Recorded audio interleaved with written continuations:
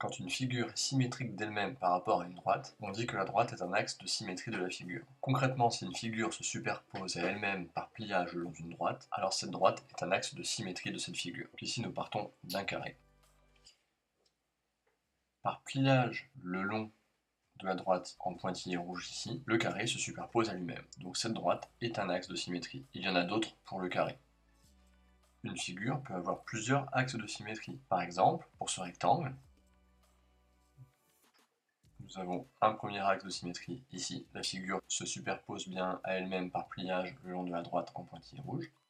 Et nous avons un deuxième axe de symétrie ici. Là encore, la figure se superpose à elle-même par pliage le long de la droite en pointillé rouge.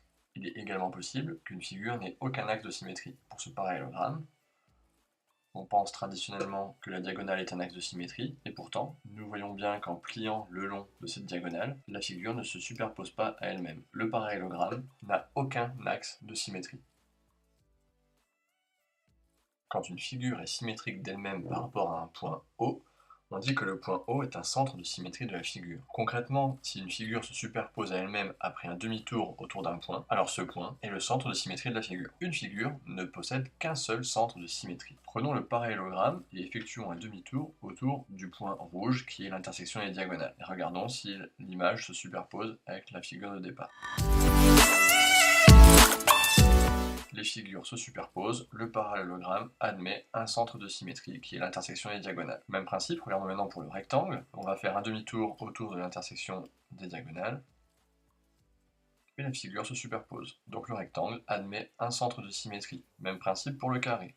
Il admet également un centre de symétrie. Pour ce trapèze, là encore, nous avons pris l'intersection des diagonales. Nous allons effectuer un demi-tour autour de ce point et regardons si les figures se superposent.